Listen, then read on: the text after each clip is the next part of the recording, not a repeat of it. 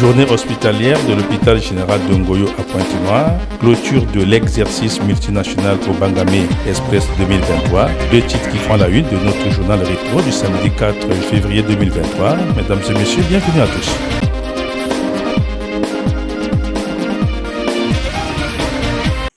Une journée hospitalière organisée le vendredi 3 février 2023 à l'occasion de la célébration de l'an 1 de l'hôpital général de Ngoyo à Pointe-Noire. Voilà ce qui a justifié en ces lieux la présence du ministre de la Santé et de la Population, Gilbert Mokoki. Inauguré le 21 janvier 2022, l'hôpital général de Ngoyo est la matérialisation de la volonté politique du président de la République, Denis Sassou Nguesso, à doter le pays d'infrastructures sanitaires. Propos tenus par le docteur Alain-Serge Bikindou, chef de projet opérationnalisation de cet hôpital général à l'accueil des officiels.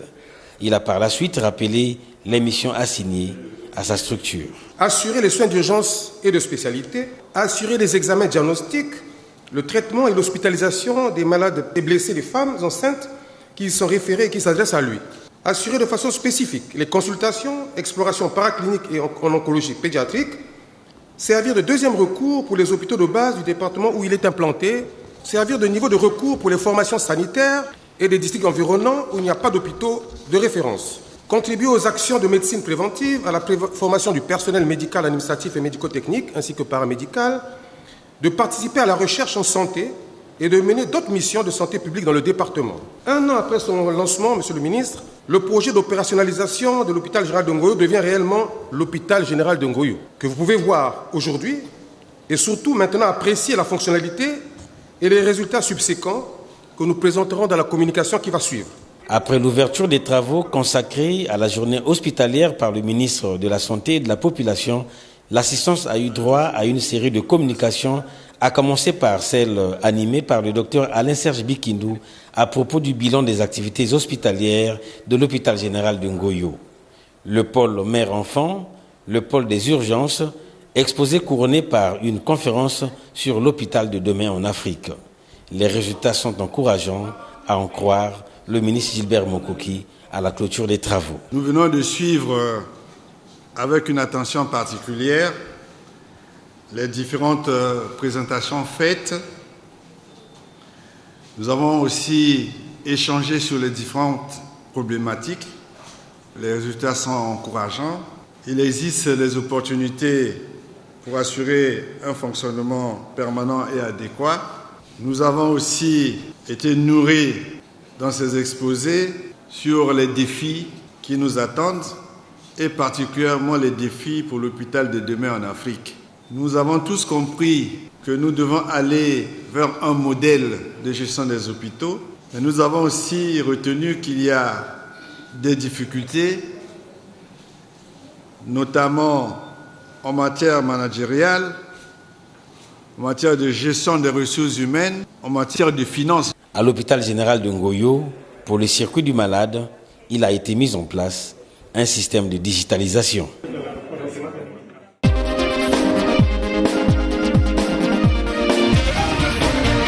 Après 12 jours de travaux axés sur l'examen relatif au bilan de la charte de l'architecture de Yaoundé sur la sécurisation de l'action de l'État en mer dans le golfe de Guinée, les participants à l'exercice multinational au Bangamé Express 2023 à Pointe-Noire se sont séparés le vendredi 3 février 2023. C'était au cours d'une cérémonie appuyée par la présentation générale du déroulement des activités et les phases des opérations effectuées pour la journée VIP par le capitaine de frégate Chancel Elinga Kanga. Des phases de déroulement de la journée VIP marquées par la locution de clôture du secrétaire permanent de l'action de l'État en mer et dans les eaux continentales, patron de la cérémonie. C'est pour dire ici aux acteurs de l'action de l'État en mer et dans les eaux continentales d'accepter de s'approprier ce que c'est l'action de l'État en mer. Parce que, mesdames et messieurs, il faut qu'on le dise, cela ressemble parfois à un peu ce serpent de mer lorsqu'on parle de l'action de l'État en mer et dans les eaux continentales. Nous sommes ici dans un environnement d'initiés. Je vous invite, je vous exhorte, mesdames et messieurs, allez, si vous me passez l'expression, porter la bonne nouvelle pour que les Congolais comprennent aujourd'hui véritablement c'est quoi l'action de l'État en mer et dans les eaux continentales. Parce que chaque fois qu'on en parle, on a le sentiment qu'on prêche un peu dans le désert.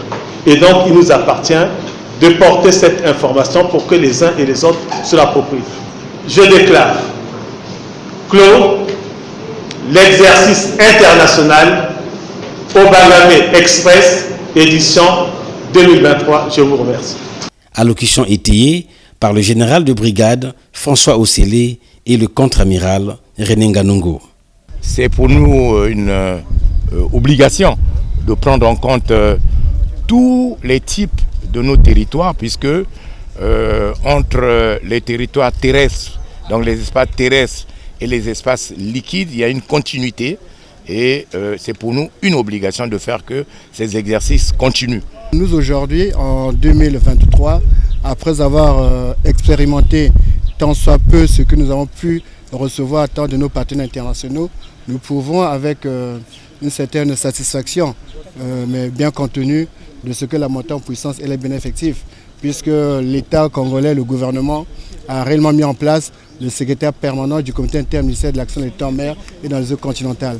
Donc c'est une structure qui va servir d'interface au niveau de toutes les administrations qui sont concernées par les activités en mer ou dans nos eaux intérieures. Sans cela que nous pouvons déjà nous réjouir de ce pas qui a été fait et qui est en fait une volonté politique de notre gouvernement pour que justement toutes nos capacités, toutes nos compétences se mettent réellement ensemble pour garantir la bonne activité économique dans l'économie bleue, tant à la fois en mer que dans nos intérieurs. La remise des certificats de participation par la partie américaine à un échantillon du personnel du Centre des opérations maritimes et de la 311e flotte a tout aussi marqué la cérémonie. Le rendez-vous est donc pris pour l'exercice multinational Obangame Express 2024.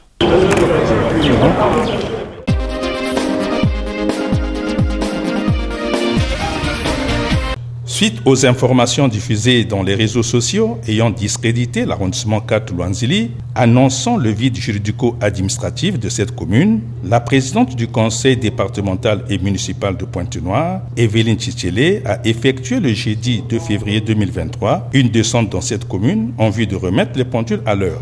En l'absence du maire titulaire, l'administrateur maire par intérim de l'arrondissement 4 Luanzili, administrateur maire de Mongopuku, Apollinaire Molébé, et le secrétaire général du département de Pointe-Noire, Jean-Charles Bondonda, ont justifié devant l'auditoire le fonctionnement normal des structures communales de l'arrondissement 4. Prenant la parole pour sa communication, Evelyne Tchitchele a stigmatisé l'indiscrétion des agents de la commune de Luanzili avant de les exhorter à s'approprier de l'obligation de résultat par le travail.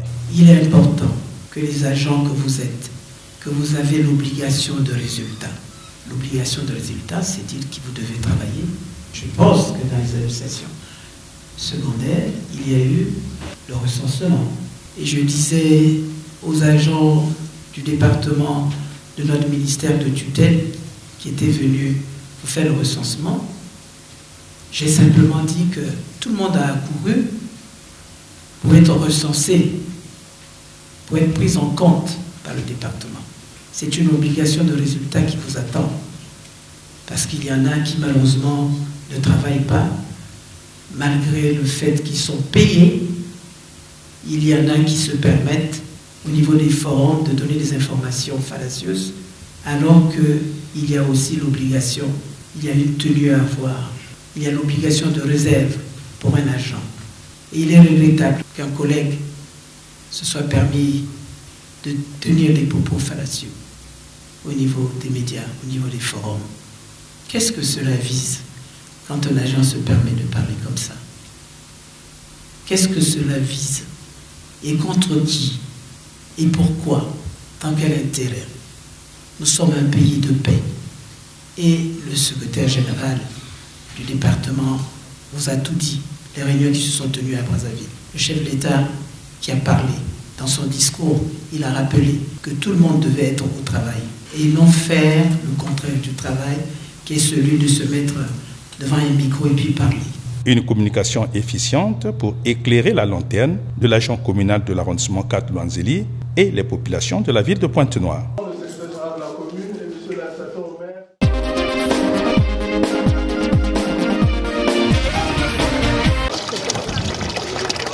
Sur l'avenue du 23 septembre 1963, au quartier Tchétché, secteur Moulembo, les populations souffrent d'une pénurie d'eau de 3 mois pour une situation datant de 9 ans.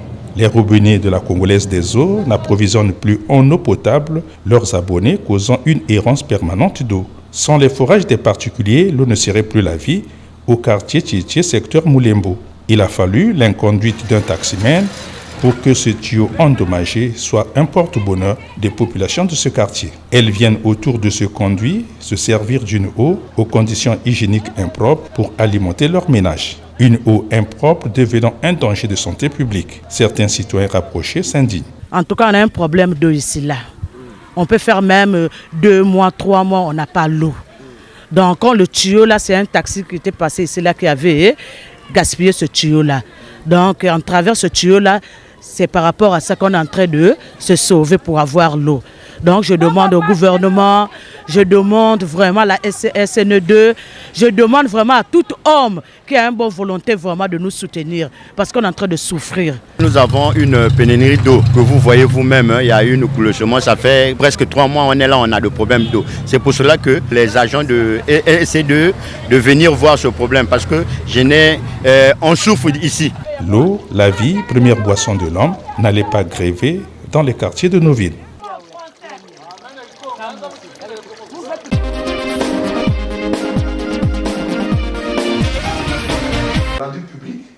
Après Brazzaville en janvier dernier, le cabinet Top Tax International a procédé ce vendredi 3 février 2023 à Pointe-Noire à la présentation des dispositions de la loi des finances 2023. Une manière pour ce cabinet, créé en 2019, de vulgariser la démocratisation de l'impôt, à en croire Paul Kofi Goli, expert fiscal, un des orateurs du jour. Depuis 4 ans, ce cabinet communique sur les dispositions de la fiscalité. Il intervient entre autres sur la gestion et stratégie fiscale des entreprises, les études d'optimisation fiscale, la formation et transfert de savoir. Dans sa présentation, l'expert a rappelé les moments d'organisation des pays africains lors de la crise sanitaire et l'impôt a été de mise. Mais depuis Covid, il faut dire que chaque pays s'est renfermé sur lui-même parce que le premier objectif, c'est de prendre soin de soi-même. Et mettant donc les pays africains face à leur propre réalité. Il revient donc à ces pays-là de s'organiser pour créer des richesses en interne afin de pouvoir prendre l'impôt sur ces richesses. Mais ce que nous avons noté malheureusement, c'est qu'il n'y a vraiment pas de politique fiscale qui accompagne l'émergence d'une nouvelle classe de vainqueurs, de nouveaux champions. Lorsqu'on va décliner cette disposition, vous verrez que une bonne partie des mesures touchent les entreprises déjà existantes.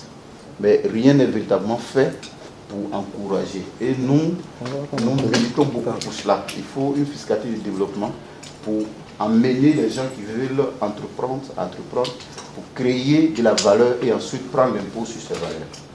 La présentation des moyens de l'État sur les formalités d'entreprise, voilà le second exposé fait par Émerian Dieu merci Kibangou, directeur général de l'Agence congolaise pour la création des entreprises. La séance questions-réponses a permis aux participants d'avoir la lumière sur quelques zones d'ombre. Le directeur général de l'ACPCE au terme de la présentation. Ce qu'on peut retenir, c'est que la loi de finances 2023 a pris un ensemble de mesures visant à simplifier et réduire les coûts de création d'entreprises. Donc nous sommes venus partager l'information avec les amis du cabinet Top Tax au niveau de Pointe-Noire qui ont la gentillesse de nous inviter pour que les chefs d'entreprise soient informés de toutes les mesures visant à réduire les coûts de création d'entreprise. Vous n'êtes pas obligé d'aller au greffe ni au commerce pour avoir vos documents.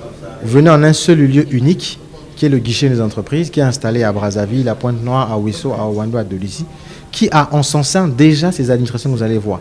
Ça vous fait gagner du temps et de l'argent et ça sera beaucoup plus rapide. Donc on invite les chefs d'entreprise pour la création, modification ou radiation de leur entreprise et les autorisations temporaires d'exercice de venir au guichet unique. Ça vous reviendra moins cher, ça sera beaucoup plus rapide. Les chefs et cadres d'entreprise ont pris part à cette cérémonie riche en savoir.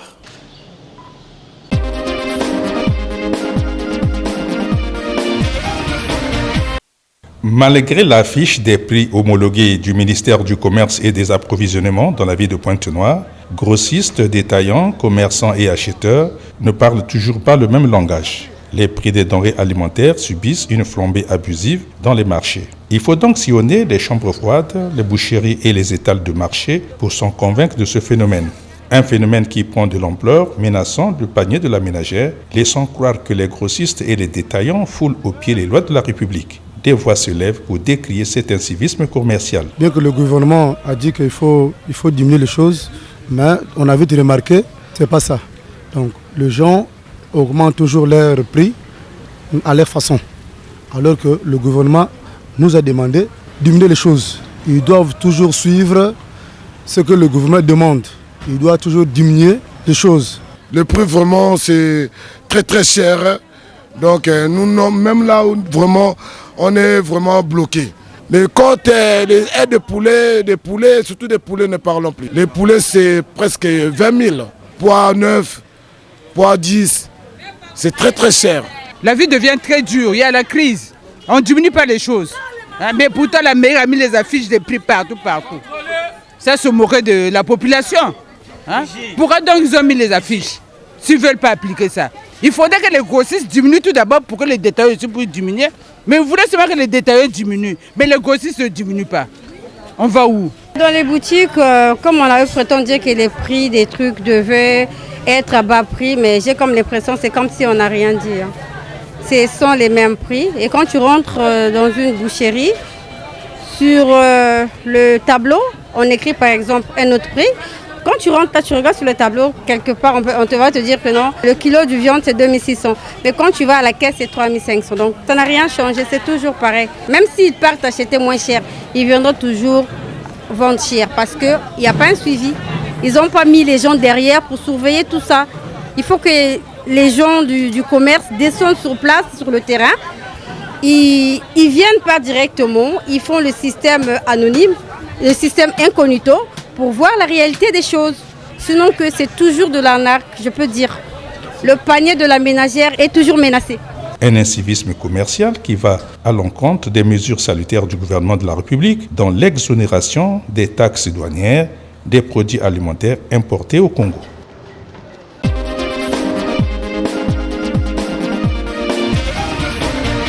C'est ce mercredi 1er février 2023 qu'a été lancée à Pointe-Noire l'opération dénommée Barracuda visant à contrôler toutes les déclarations douanières. Cette opération lancée par le directeur général des douanes et des droits indirects sur instruction du ministre de l'économie et des finances est l'aboutissement d'un processus innovant, d'autant plus qu'elle permettra à la direction générale des douanes de partager en toute transparence avec ses partenaires des secteurs publics et privés les réformes douanières en cours. Bien avant ce lancement, il a été mis en place un bureau du comité consultatif douane-entreprise. Bureau composé ainsi qu'il suit: président, Dr Daniel Ovaga, président de l'UNOC; premier vice-président, Michel Djombo, président du conseil d'administration du Nicongo; deuxième vice-président, Guénolé Mbongo Koumou, directeur général des douanes et des droits indirects. Devant un parterre d'invités, notamment les douaniers et les opérateurs économiques, le docteur Daniel Ovaga a spécifié les champs d'action de l'administration publique et du secteur privé. Nous, en tant que secteur privé, on ne voit pas un inconvénient si à la limite l'État joue son rôle.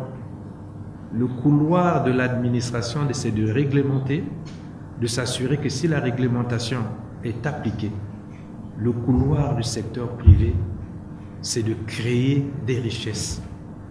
Mais nous devons travailler en collaboration. On a lancé l'opération Barracuda, c'est bien, mais nous venons de mettre en place un cadre de concertation que nous voulons juste, paisible, sincère et apaisé. Après plusieurs échanges, nous avons abordé le premier et le deuxième vice-président du comité consultatif. Cette rencontre a été l'occasion de lancer le comité consultatif douane-entreprise, qui est un comité que la Direction générale des douanes, sous l'impulsion du ministère des Finances, a lancé pour pouvoir mettre en place le dialogue public-privé dans le secteur douanier. Donc il s'agit pour le secteur privé de remonter ses propositions, ses desiderata, faire vraiment une remontée de terrain des acteurs économiques et pour la douane d'avoir des échanges en lien avec ces remontées, de voir pour certaines de ces doléances la faisabilité éventuellement de l'évolution du cadre douanier. L'opération Barracuda, en un mot, c'est une opération qui nous permet de contrôler et de redresser les déclarations non conformes. Nous sommes au cordon douanier, il y a le système qui est en place, c'est un système déclaratif. Les usagers font des déclarations et payent les droits des douanes en fonction des déclarations faites. Mais vous vous souviendrez qu'il y a quelques mois, en juillet 2022, le gouvernement a adopté le plan de résilience qui accorde des exonérations sur un certain nombre de produits. Mais il se peut que sur le terrain, certains usagers, en faisant passer d'autres produits, profitent de ces privilèges douaniers. Donc le travail de la douane, c'est de contrôler toutes les déclarations, voir s'il n'y a pas eu des privilèges, des abus dans le bénéfice des privilèges. Et pour ces cas précis, nous allons redresser et faire en sorte que le trésor public perçoive les droits compromis. Enfin, l'opération Barracuda est encadrée par une unité spéciale des opérations douanières composée des cadres compétents, sélectionnés à cet effet.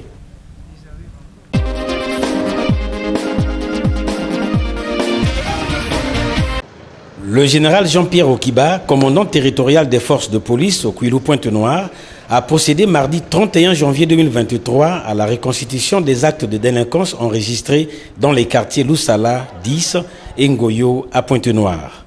Pour ce faire, il s'est fait accompagner de ses collaborateurs.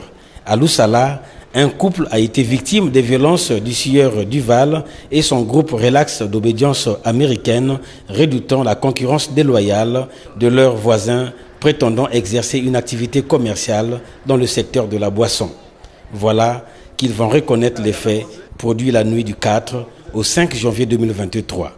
Le colonel Edgar Brice Sosten Malanda. Dans la nuit du 4 au 5 janvier 2023, le domicile de M. Makaya a été le théâtre d'un grand vol. Ce vol a été perpétré par 12 personnes que vous voyez derrière moi. Et ces 12 personnes se sont organisées à escalader le mur pour certains, ouvrir le portail et donner accès aux autres membres du groupe. À l'aide d'un pied de biche, ils ont défoncé la porte principale et se sont introduits dans ce domicile. De la manière la plus brutale et la plus prompte, ils se sont mis à tenir en respect au moyen de leur machette le maître des lieux. Après avoir tenu le maître des lieux en respect, ils se sont employés à le ligoter et le bâillonner pour qu'il n'appelle pas au secours. L'ayant fait, ils se sont emparés de plusieurs biens et à côté de cela, ils se sont permis d'exercer des violences sexuelles sur son épouse et sa petite fille. Au reçu de cette information, nos équipes se sont déployées. La première, bien entendu, c'est le commissariat d'arrondissement et de quartier qui sécurise cette zone. Ils sont arrivés immédiatement sur le terrain, ont mené des investigations et sont parvenus à interpeller pratiquement tout le groupe, à l'exception de 2 qui sont en cavale. Grâce à l'échange d'informations en temps réel et qui existe entre les départements, le commandement territorial des forces de police du Kouilou a échangé avec le commandement territorial de la police de la Bouenza pour interpeller un qui était en cavale là. Voilà comment nous avons pu reconstituer le groupe, à l'exception de 2 qui sont partis. De retour au siège du commandement territorial des forces de police Kouilou-Pointe-Noire, le général de police de première classe, Jean-Pierre Okiba, très actif, a tout aussi présenté 4 autres présumés malfrats boulangers impliqués le 2 décembre 2022 dans la mort d'un sujet mauritanien propriétaire de la boulangerie Africa de Ngoyo, par ailleurs patron de ces tombeurs. C'est des boulangers qui travaillent à la boulangerie Africa au niveau de Ngoyo. Ils se sont permis de se transformer d'employés en bandits de grand chemin au sein de la boulangerie. Pendant qu'ils y sont, ils constatent les mouvements de leur employeur qui va dans sa chambre, ils le suivent. En ce lieu, ils le tiennent en respect et brandissent tout l'arsenal en leur possession pour le ligoter et le bâillonner. Après l'avoir ligoté, ils sont descendus pour s'en prendre au magasin où se trouvait un coffre-fort contenant quelques numéraires. À en croire les victimes, il y avait la somme de 4 millions et quelques dans ce coffre. Après le forfait, chacun a pris la clé des champs pour essayer de sauver sa peau. Cette descente de reconstitution des faits par les forces de police a été saluée par la population.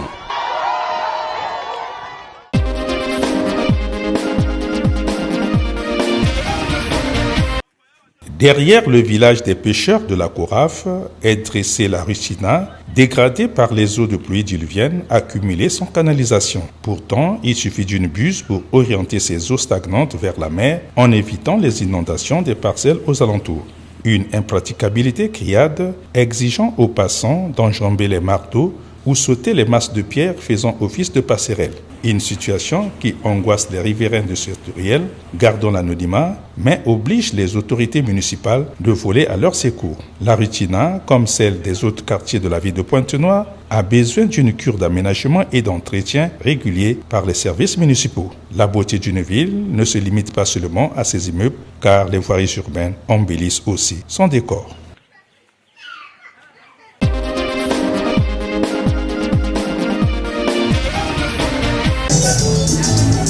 Ces retrouvailles marquant la cohésion au sein d'une administration sont bien celles relatives au repas de fin d'année du personnel de santé au département du Niari. À la manœuvre de cette organisation, Martin Inana, directeur départemental des soins et services de santé du Niari. À ce repas, ayant pris l'allure d'un dîner dansant, des invités de marque parmi lesquels les préfets des départements du Niari et du Kwilu. À travers les regards des personnels de santé invités, l'on pouvait lire la joie exprimée par ces derniers. Les verres ainsi levés, la fête démarrait avec assurance. L'occasion a échu ainsi au docteur Claire Attandi, médecin-chef du district sanitaire de Dolisie, d'ouvrir le volet allocution. C'est sans risque de me tromper que nous pouvons tous être d'accord en tant que collaborateurs pour dire que nous avons la chance d'avoir à la tête du département sanitaire un leader, non seulement un leader, mais un manager et un coach. Sous sa conduite, nous sommes assurés d'améliorer la situation sanitaire du département. J'en veux pour preuve les actions multiples qu'il a déjà menées et continue de mener pour améliorer la santé des populations. Au nom du personnel de santé du Niari, Jean-Louis Mbumba, chef de service des actions sanitaires, a pris l'engagement d'accompagner le directeur départemental des soins et services de santé du Niari. La joie et le bonheur des retrouvailles, chassant ainsi la mélancolie, la danse a été au rendez-vous.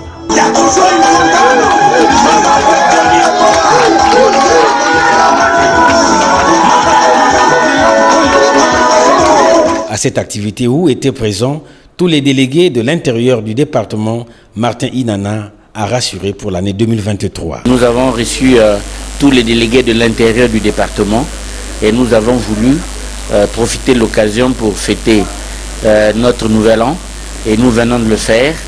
Et je crois que quand nous avons clôturé l'atelier de revue de planification, nous avons dit que 2023 pour nous c'est une année de changement et le premier changement, cette retrouvaille que nous venons d'organiser pour que nous puissions démarrer l'année dans de nouvelles bases. Nous voulons que cette année soit une année de réussite, une année où le Niari va faire la différence. Et nous le ferons.